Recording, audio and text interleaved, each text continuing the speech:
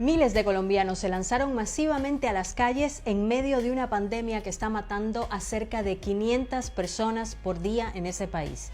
Y es que para muchos la indignación por la reforma tributaria que impulsa el gobierno del presidente Iván Duque ha sido más fuerte que el miedo al contagio por el virus. Así, las principales ciudades del país como Bogotá, Medellín y Cali han vivido jornadas intensas de protestas que, aunque en su mayoría han sido pacíficas, también han estado marcadas por la acción de grupos violentos, vandalismo contra instituciones del gobierno, estaciones de transporte público y una fuerte represión policial. En este video te damos las claves para entender estas masivas protestas y por qué la reforma tributaria de Duque causa tanta indignación en Colombia. El principal reclamo o la chispa que encendió las manifestaciones es la reforma tributaria, aunque no el único, y ya de eso vamos a hablar más adelante. El país atraviesa una profunda crisis sanitaria, económica y social por la pandemia, lo que ha generado un gran descontento.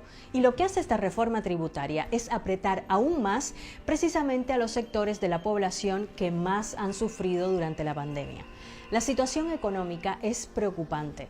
El gobierno se endeudó y gastó dinero para hacer frente a la crisis, por lo que ha crecido el déficit fiscal y la deuda pública.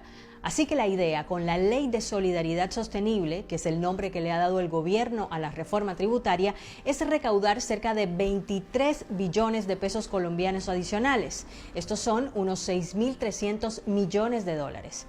En el papel, la ley que el gobierno presentó al Congreso y que ahora está pendiente de aprobarla, dice que busca ampliar la base de recaudación de impuestos, evitar que la deuda colombiana genere la pérdida de más puntos en las calificaciones de riesgo internacionales, institucionalizar la renta básica y crear un fondo para la conservación ambiental.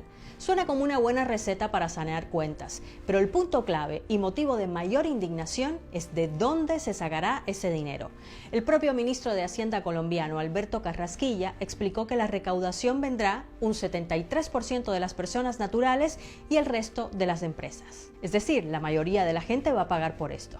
Y uno de los puntos más polémicos es el cobro de un impuesto a la renta a personas que ganen un sueldo mensual de más de $663. Esto en un país donde el salario mínimo es de 234. Además, se propone cobrar el IVA, que es del 19% en Colombia, a productos de consumo básico como los servicios de agua, luz y gas, los servicios funerarios y productos eléctricos como computadoras. La ley también propone más impuestos para los que ganan más. Por ejemplo, un impuesto extra del 1% para patrimonios de más de 1,35 millones de dólares y del 2% para los de más de 4 millones. Los críticos a la reforma de Duque, entre ellos el economista Salomón Kalmanovitz, piensan que esta no es la receta correcta y que, por ejemplo, el dinero se puede sacar de otros sectores como el financiero. Y dijo que en vez de agobiar a la clase media y a los más pobres con más IVA, se deberían eliminar las exenciones que permiten que el sector financiero haya pagado en 2020, por ejemplo, solo el 1,9% de sus utilidades,